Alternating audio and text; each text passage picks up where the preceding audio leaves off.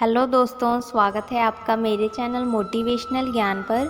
आज की कहानी है कर भला तो हो भला। पति पत्नी और उनके दो प्यारे प्यारे बच्चे और उनका खुशहाल परिवार था। एक बार दोनों को ज़रूरी काम के चलते शहर से बाहर जाना था। काम कुछ ऐसा था कि बच्चों को साथ नहीं ले जाया जा सका, इसलिए उन्होंने बच्चों को घर पर ही आया के पास छोड़ दिया। उनका काम जल्दी पूरा हो गया और वो अपनी कार में घर की ओर रवाना हो गए। वे बातें कर रहे थे कि बच्चे उन्हें जल्दी आया देख कितने खुश हो जाएंगे। तभी उन्हें आसमान में उठता धुआं दिखाई दिया। जब वो घर के पास पहुँचे तो देखा कि मोहल्ले में कुछ दूर रहने वाले उनके पड़ोसियों के घर पर आग लगी हुई थी। पति जल्दी अपने घर पहुंचना चाहता था, लेकिन पत्नी ने कहा कि पहले देखें तो पड़ोसियों के घर क्या स्थिति है। आखिरकार दोनों कार से उतरकर जलते घर की ओर चल दिए। वहां बाहर लॉन में एक महिला बदहवास सी हालत में चीख रही थी, कोई भीतर जाकर मेरे बच्चों को बचा लो।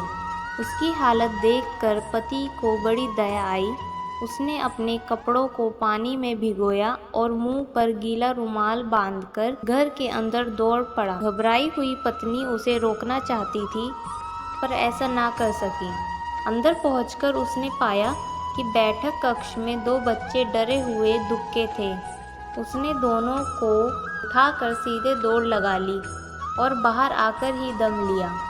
पड़ोसी महिला को उसके बच्चे सौंपे और पूछा कि क्या अंदर और कोई भी है, क्योंकि उसने कुछ और आवाज़ भी सुनी थी।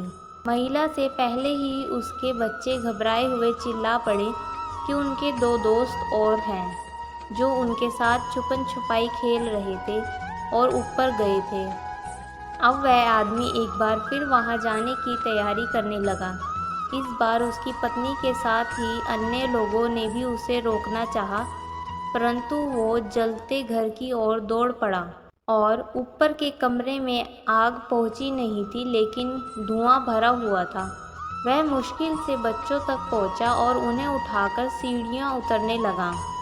दोनों बच्चे उसके एक एक कंधे पर थे।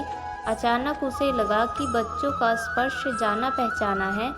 बाहर आकर उसने बच्चों को कंधे से उतारा तो उसकी पत्नी चीख मारकर रो पड़ी। पति की आंखों में आंसू थे। ये और कोई नहीं, उसी के ही दोनों बच्चे थे। दरअसल बच्चों की देखभाल करने वाली आया दोनों को पड़ोसियों के घर छोड़कर कुछ देर के लिए मार्केट गई थी, जिस कारण वो बच्चे उसी घर में फंस गए थे। इस कहानी से हमें यह सीखने को मिलता है कि हमें सबकी मदद करनी चाहिए, ये देखे बिना कि कौन अपना है कौन पराया।